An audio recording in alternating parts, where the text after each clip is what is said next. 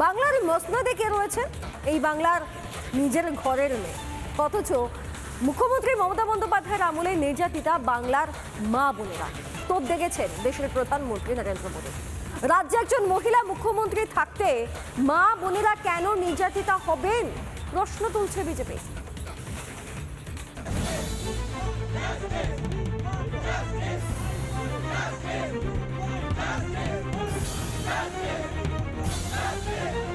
TMC के राज में school, college और यूनिवर्सिटी में भी बेटियां सुरक्षित नहीं है। হায় রে বাংলা, এ রাজ্যের মুখ্যমন্ত্রীর গদিতে একজন মহিলা, বাংলার নিজের মেয়ে, তারপরও বারবার বাংলার মাটিতে নির্যাতিতা মা বোনেরা।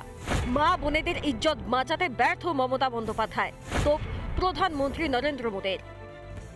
टीएमसी के राज में स्कूल, कॉलेज और यूनिवर्सिटी में भी बेटियां सुरक्षित नहीं है।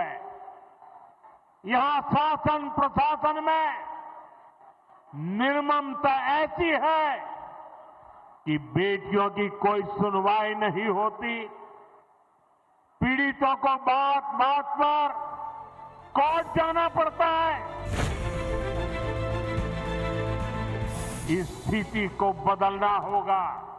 ये काम आपका एक वोट करेगा।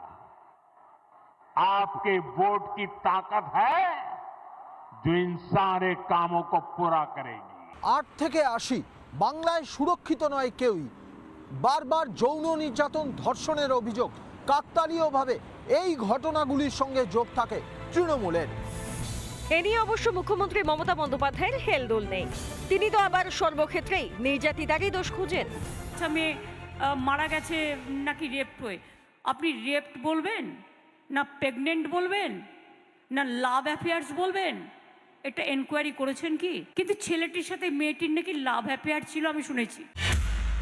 কি বলছে না, তো মহিলাদের ওপর অত্যাচার চলছে। সন্দেশখালীর ঘটনা তোমাদের পরিকল্পিত রচনা। ইলেকশনের আগে এরকম দু একটা ঘটনা ওরা ঘটায়। এ নিয়ে রাজ্যের শাসক দলকে বিঁধেছে বিজেপি। এটা তো প্রমাণিত। সেই পার্ক স্ট্রিট থেকে শুরু হয়ে মনোজিৎ মিশ্র, আপনি চলে আসেন অভয়ের সময় যে এখনো পর্যন্ত যার অভিযোগের নাম আছে, সে কলকাতা পুলিশের সিভিক ভলেন্টিয়ার। এবং সিভিক ভলেন্টিয়ার কারা সবাই জানে। যেখানে ধর্ষণ সেখানেই তৃণমূল, আবার যেখানে তৃণমূল সেখানেই ধর্ষণ। মহিলা মুখ্যমন্ত্রীর জমানায় বারবার নারী নির্যাতন, অধিকাংশ অভিযুক্তদের সঙ্গে তৃণমূলের যোগের অভিযোগ। মাননীয়া, তৃণমূল করলে কি 7 খুন মাফ? মানুষকে কিন্তু বোকা ভাববেন না। 26-এর ভোট বাক্সে উত্তর দিলে সামলাতে পারবেন তো? রিপাবলিক বাংলা।